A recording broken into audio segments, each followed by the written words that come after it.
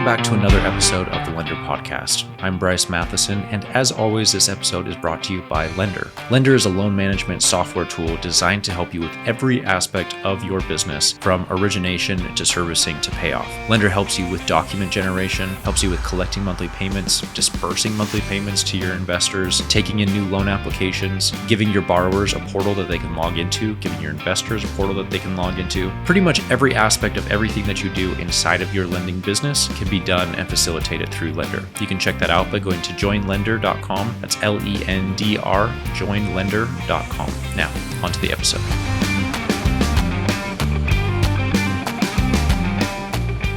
All right. If you listened to last week's episode, then you'll know that this is a continuation, part 2 of the previous episode where we're talking about all of the new features that we have implemented recently in Lendr. And I'm just going to keep going with this list because it's, I've beat the horse to death and you guys understand what we're doing here. So I'm going to jump right in and then we'll just go down this list and talk about all the new things that we have been working on over the last few weeks.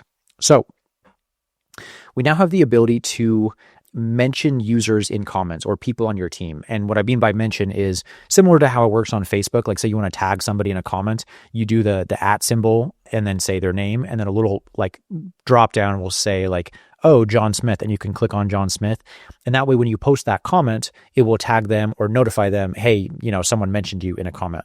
You can do this now inside of the new notes panel that slides out in the loan file. So let's say, for example, you have Jenny on your team and she is your loan processor and she does all of the borrower document intake.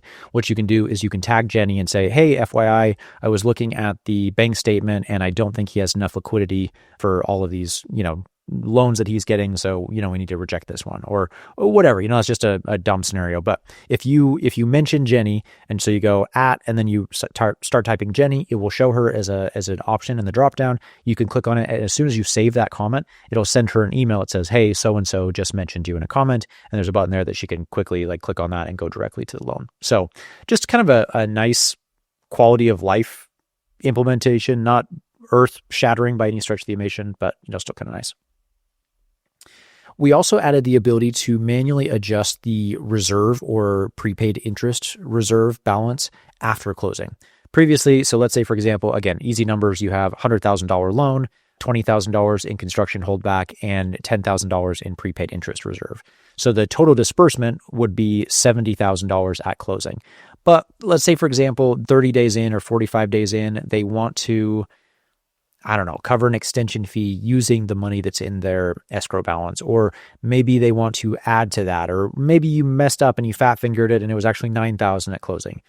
Previously, you couldn't adjust it and it was just kind of set in stone. And so you'd have to actually clone the loan and duplicate it and move it back before you could modify that, which is really annoying.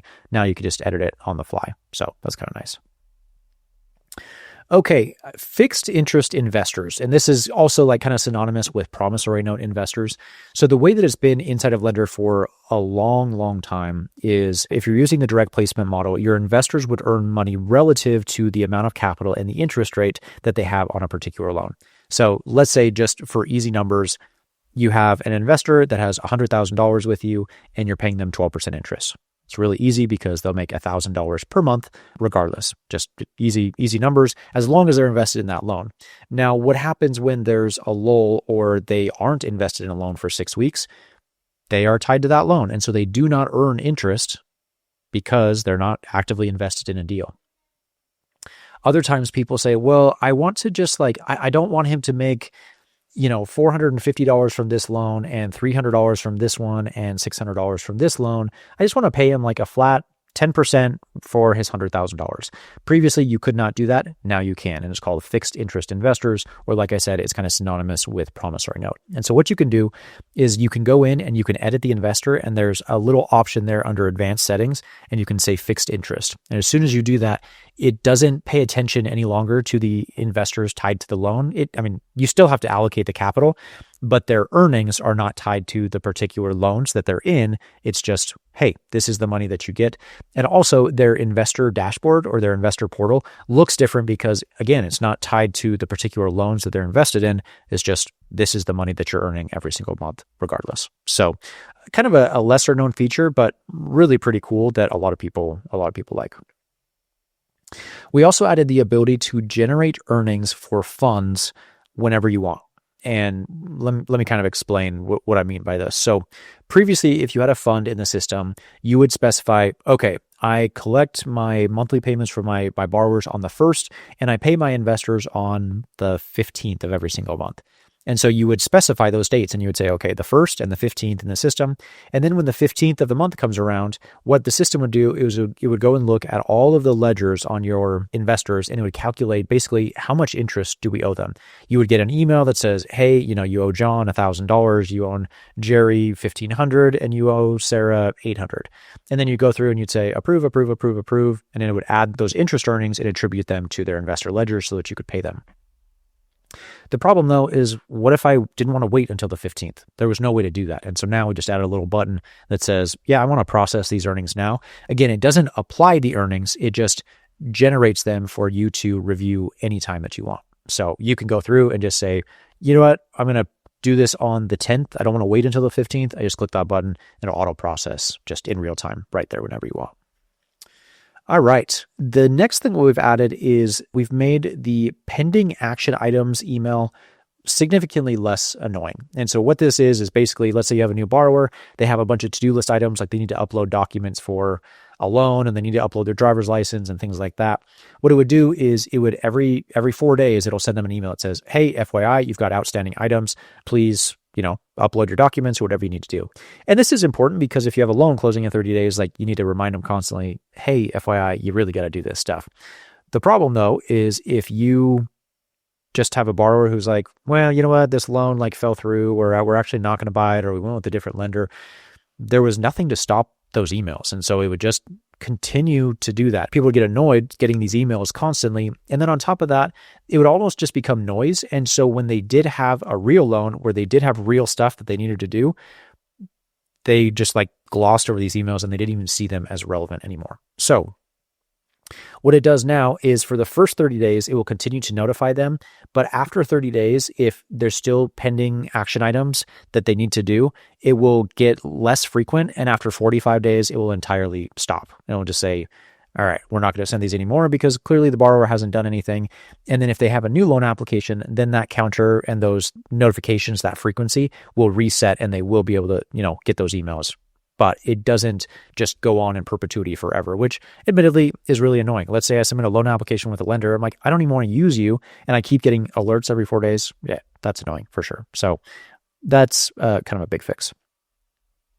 Okay, this is probably one of the biggest, if not the biggest announcement feature-wise that we have on this entire list. And our unified inbox email feature is now live. And this is huge. This is massive. People love this feature. It was in beta for a while. I feel like we've got kind of all the bumps smoothed out for the most part. There's a couple little gremlins in there still, but it's so cool. So what you can do is you can directly integrate and link your email, whether that's a Gmail account or an Outlook account, directly to Lendr. And then what it'll do is Lendr will import all of your emails and it will tie those to particular loans.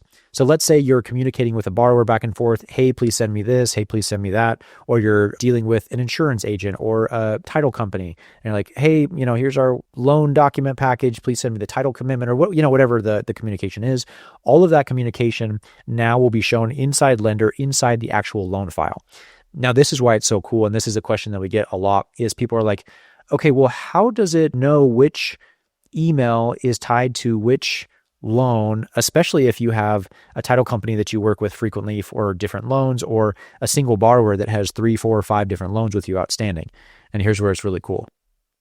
So if the system generates an email, like you send an email out through the system, it adds a little tracking code behind the scenes. It's just hidden and it says, hey, this is the loan that this was sent for. And so if somebody replies to that email thread, it sees that piece of code and it just automatically maps it to that loan file. Then let's say, for example, the email was not originated inside of Lendr and it doesn't have that tracking code. What it will do is it will do its best to try and match. So it will scan the emails for the loan address, or it'll look for the file number in the subject of the email, and it will try and map that. And there's a whole algorithm that we put into place to try and map these. And it has this is the highest chance for success, and then this is a little bit less and a little bit less and a little bit less, and it will go through all of these and do its best to try and map those emails together. And it actually does a pretty damn good job at doing it. It's not perfect. Occasionally you will have an email that, is not associated with this loan, even though it thinks it does, but you can just click a little button and actually reassign it to a different email thread if you want it to. The reason why this is so neat is all of your email communications are consolidated right inside Lendr, so you don't have to switch back and forth between your inbox. The other nice thing is, let's say you have a group email. So it's like loans@xyzcapital.com, and all of your borrower communication goes through that. Let's say you have a loan processor, Sarah, and Sarah typically communicates with the borrower, but she's out on vacation and you don't have access to her email, and you're like, did she send the insurance request to the borrower? I don't know. You can go in and you can see, this has been sent, and you can see all of that history. The other thing that's really nice and really cool is, let's say a title company does send you the title commitment, usually as a PDF. Previously, what you would do is you would have to go in, you would look at that email inside of your Gmail account, you would download the file, you would go to Lendr, you would go to the loan file, and then you go to documents and you click upload and you drag and drop that PDF in. It's not difficult, right? It's just a couple clicks still, but it's just clunky. It could be improved. And so exactly what we did is just that, where you don't have to do that. You can see all of the attachments in the email, and you just click the download button or the save button, and you can save it directly to the loan file without having to download, change screens, re-upload, and just move it over. It's just a quality of life improvement, and it's really, really nice. The other thing too that I love about this is, let's say you've got 4, 5, 6 different parties or contacts on this loan that you're all communicating with. Those emails can get lost. Like I know they sent me this file 3 weeks ago. It's somewhere in here, but you're digging for it. There's a new attachments button where you click on that and a panel slides out, and you can see all of the attachments for all of the files across all of the communications and the threads in one go. And so you can quickly go through those and navigate through those and click and see. So again, this is really cool. This is probably one of my favorite features across all of the different things we've implemented in the last 60 days or so. People love this. And it's kind of a doozy to get it implemented. There is a lot of work and logic that has gone into that. And on top of that, integrating directly with Google and Gmail was way harder than I thought it would be.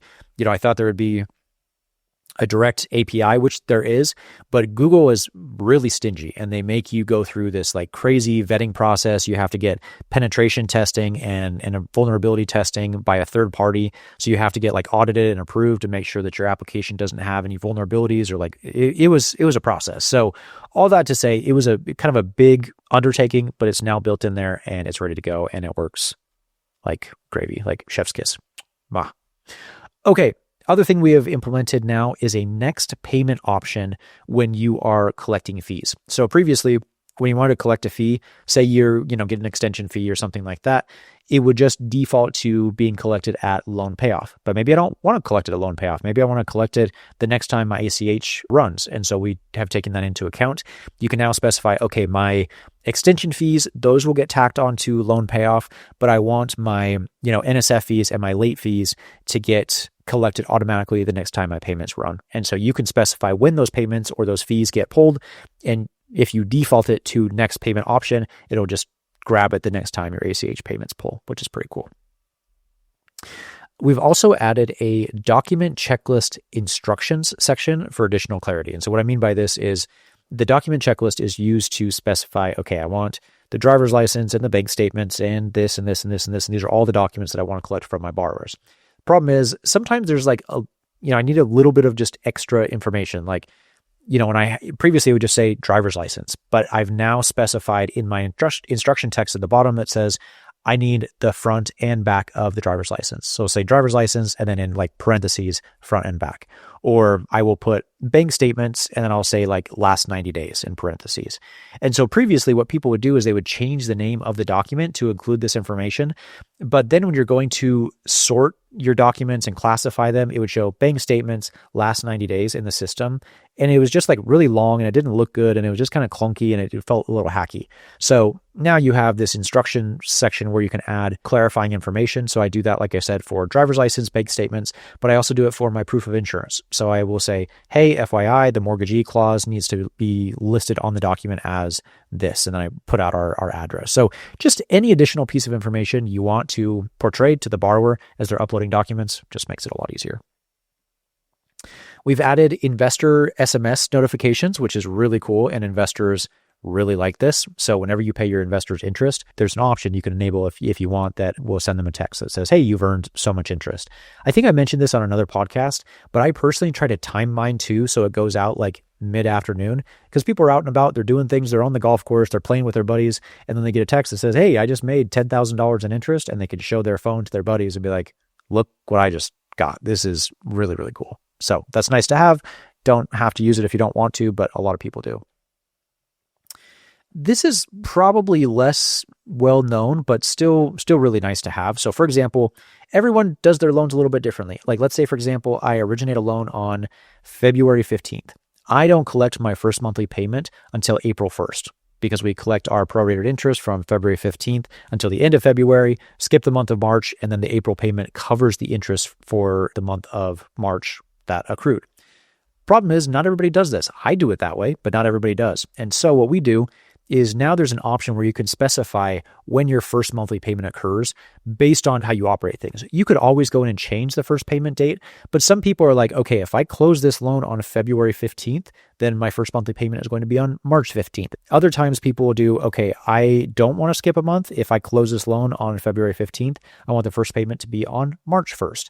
And so, when we built Lendr, we're like, this is the best way to do it. And we just kind of mimicked the mortgage industry where you collect the prorated interest, you skip a month, and then that's when your first payment is made.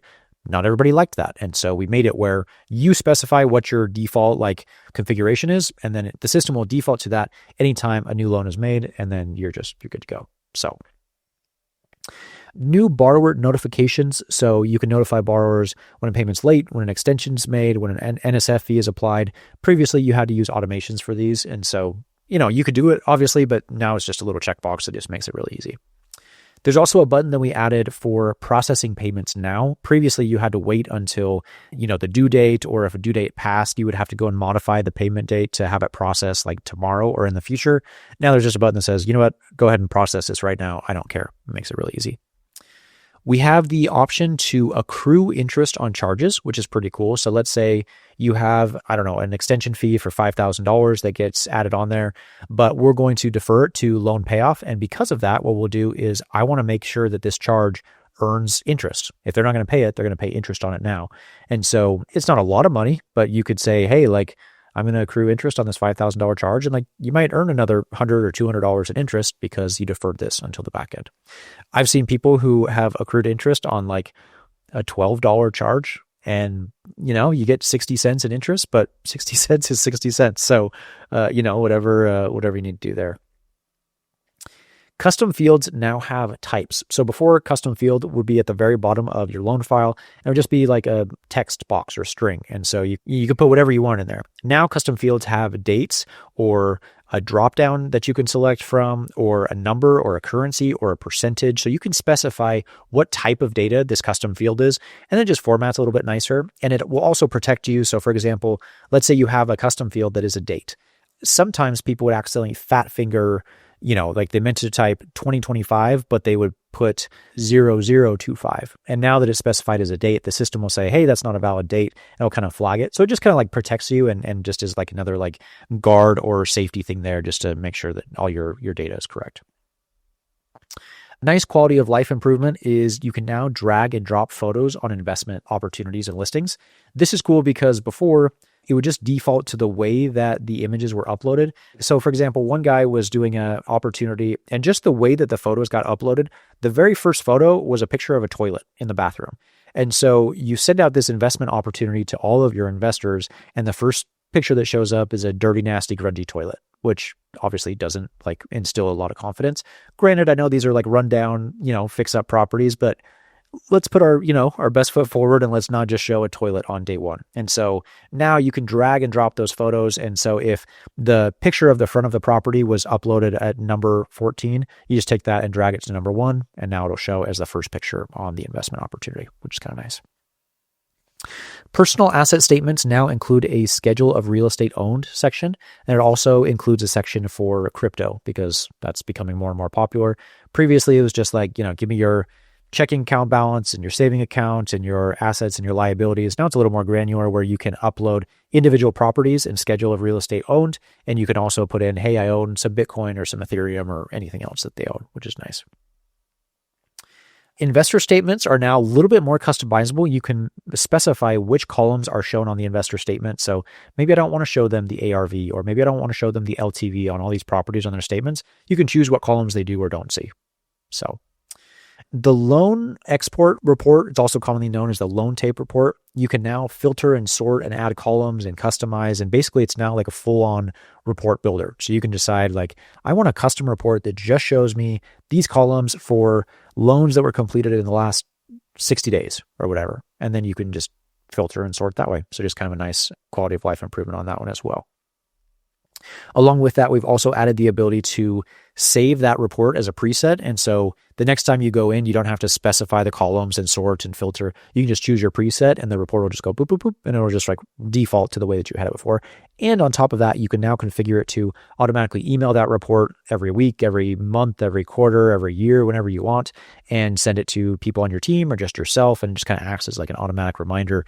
Some people have used that as a loan backup as well. So they'll say, send me a copy of all of my loans active as of today. And they'll do that every 30 days so that they have like a snapshot historical record of all their loans.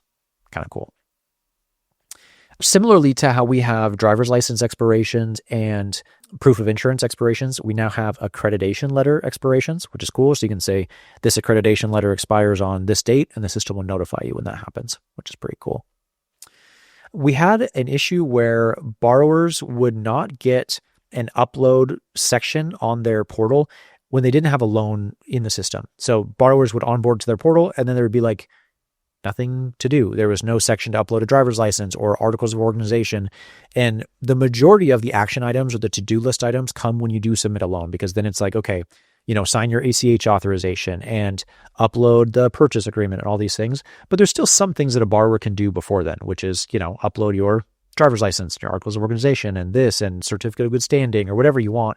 And so now those will show up by default in the borrower's portal, or a co-borrower, for example. Maybe you have like a husband-wife, but the husband already uploaded the loan, but you still want the driver's license from the wife. As soon as they get into their portal, that will show up as an option regardless, which is nice. Okay, custom borrower onboarding questions. This is a new feature, not something that a lot of people are going to use, but still kind of nice to have. Now, during the borrower's onboarding, there's a section where you can add custom onboarding questions. So, for example, previously, you would just do this on your loan application. So a scenario came up where, on your loan application, you say, hey, are you party to any felonies or a bankruptcy or whatever? But it just made the loan application really long. And so you didn't want to have to necessarily do this for every single loan application. Borrower fatigue, right? Like just over and over, you'd have to go in and, okay, no, I'm still not in a bankruptcy. I'm still not party to a felony. I'm still don't have any like alimony payments or whatever it is, right? So maybe you just want to collect some information from a borrower just once upfront when they onboard to their portal. You can now do that with the custom borrower onboarding questions. And it works very similarly to the loan application where you take and you drag and drop these different fields and add them to the different sections. But nice to have, not super common, but it is there if you want it. Okay, next thing that we added is the account switcher, which this is huge and none of you probably even notice or will notice, but it is massive and it has dropped our support tickets by like 25%, I swear. Previously, there was a one-to-one relationship with borrowers, investors, lenders, and accounts. So let's say, for example, you have a borrower and his email is johnsmith@gmail.com. Let's say you have the same borrower and he wants to go and sign up for an account with a different lender who also uses Lendr, the platform, but he can't use his email because it's already taken because it's being used by this other account. So that becomes problematic because you have one guy and now he has to use two different email addresses. So he might use his personal for this one and, a work account for this other one. And then he can't remember which one he used. And it gets tedious. And you have scenarios where you have someone who is a borrower and an investor, and maybe they have a cash investor account and their IRA. And on top of that, they're also a lender. Oh, by the way, they're also a borrower with this other lender over here in Virginia and this other lender somewhere else in Virginia. And so now you've got this guy that's got 6 different accounts, but he doesn't have 6 different emails. It was a nightmare. It was a huge pain. That has now been fixed. So now there's a one-to-many relationship where you have one individual with a email address and a password, and they can log in once, and then they can choose, okay, I want to look at my borrower account or I want to look at my investor account. It has been so nice. Again, most people don't even notice because as soon as the problem goes away, people stop complaining, and I totally get that. But we should have had this forever ago. And now it is so nice because you have an investor with 6 different accounts. We do have people that have investors with 6 different accounts. They can now just quickly switch and choose like, okay, I want to look at my IRA account or I want to look at my cash account. And it just makes it so much nicer. Less common one, people probably don't care very much, but we do have the ability to add vendors to the system now. So you can add vendors to the loan file. You can say, hey, this is the insurance agent, or here's the contractor, or whatever, this is my real estate agent. You can add their information to the loan file and just tracks it that way. Track 1099 formatting for CSVs. It is tax season. It is tax time. And so this is really nice because we use, and I promote them because I really like them as a service, the ability to e-file using a service called Track 1099. I've talked about them before many times on other episodes, but this is just the service that we use to e-file our 1099s, 1098s with borrowers, investors directly with the IRS. It's very cheap. It's very inexpensive. It's like $2.75 per e-filing that you do. And so say you have 100 forms that you're filing, it's $275. Great. But before, you would have to export the data and then kind of massage the columns and move it in exactly the format that they wanted. Now we just have the option to export it in Track 1099 format and just go boop, and then you can just upload it directly and you don't have to worry about formatting because it's just set up exactly how it needs to be, ready to go right for you.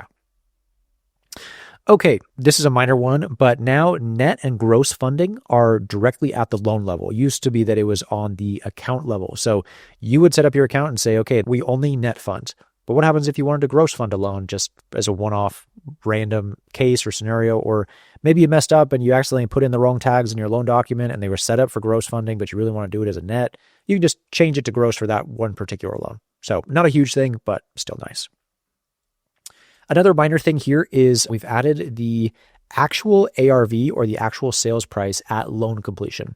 This comes into play mainly for another feature that we're working on building later on down the road, where we are going to basically look at like, what did the borrower submit originally as their ARV and what was the actual sales price? So they said the ARV was $450, but it actually sold for $410. And so we can take all of these different numbers for all of these borrowers' loans, and we can use that to project future underwriting decisions. And so you'd be like, okay, well, this guy typically overestimates his numbers by 15%. Let's take everything that he submits and let's just drop it by 15%. So that's coming. You can now, so whenever you go to pay off a loan, it'll say, what was the actual sales price or ARV of the property? You can skip it. You don't have to, but it'll ask you there. And also you can go in when the loan is completed and modify or look at that value anytime you want, which is cool. We added the ability to text borrowers about upcoming payments. So very similarly to investors, where you can say, hey, FYI, you're getting money. You can now text borrowers in addition to the emails that go out. You can say, hey, FYI, we're going to draft payments. Please modify this if you don't have money in your account. You can now edit draw requests. This is a big one. Don't know why you couldn't do that before, but like you had to delete the draw request and then resubmit it. Now, if you fat fingered it or you want to change the date, you can just edit and change. So that is really nice to have. This is kind of a cool feature. So we have a loan transfer feature now. So let's say you have a lender that's a close buddy of yours that lends in the same state as you, and you guys share deals. And so what you can do is, you get an application that comes in and you're like, I don't have money for this. Do you want this one? Rather than having the borrower have to go through and put in all the information again, you just say transfer and you put in a little like transfer code that each lender has on their account. They'll give it to you and say, yeah, I want to accept loans from this guy. You just go in and say, boom, done. And it'll just copy all the information over to their account, including the borrower's social and credit score, bank account information, charges history, payments history. I mean, you name it. All the information on the loan, documents, everything get transferred in one fell swoop, which is so freaking nice. It's so cool. Love it. The other place where this comes into play is we have a lot of people who will invest with cash, but they'll also invest in their IRA. And, like IRAs and like retirement funds are very siloed, and they have to be like, there could be no prohibited transactions. So we'll have people with 2 lender accounts and by the same person, but one is for their cash and one is for their IRA. You can now, rather than having 2 loan applications and 2 portals, you just take the loan and you transfer it to your other account and you click a button and it just migrates everything. And it's just gravy. It's really cool. Okay, we now have a help center, which is massive. We have needed this for a long time. We've got over 100 support articles in there now, and it's continuing to grow. Carly on our team, if you've met Carly, she is excellent, and she's been building that out. And so now there's a little like question mark bubble in the bottom right-hand corner of your screen, and you can click on that, and you can just search for any help article that you want. Like I said, we've got over 100 right now. We've got most things documented, but there's still some other ones that we're working on that will roll out slowly as, questions arise and things like that. So chances are, if there's a question that you have, it probably has a support article. We've added 3 new dashboard widgets, one for aged receivables, which is basically like any outstanding interest that's owed that's, past due or not paid. We also have an estimated distributions, which just comes into play when you have like funds, which is really nice. And there's also a total pipeline value. So you'd be like, what's the total value of all of my loans in my new application column and my underwriting column and my pre-closing column, $2 million. How does that compare to the total amount of cash that I have available to fund these loans? So pretty cool there. We've made a couple little minor changes to the email interface that I talked about before. Just some minor like UI enhancements and improvements just to make it a little cleaner, less clunky, less cluttered. Last thing that I'll cover in this episode is pretty minor.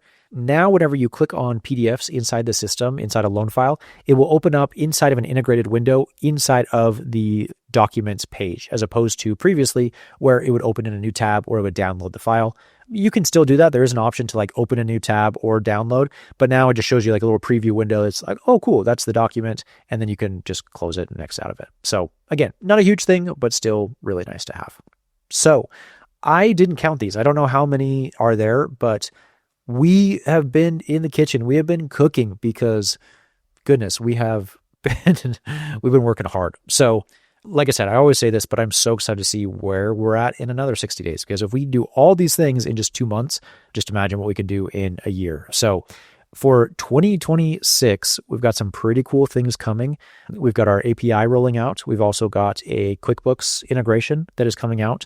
We've got a new and improved investor onboarding sequence where you can have investors use like our third-party integration to verify their accreditation status, DocuSign, PPMs, and other documents all through the investor onboarding flow. I mean, we've got some pretty cool things that are coming out for 2026. So stay tuned. Thanks so much for listening to the episode, and we will catch you next week. See ya.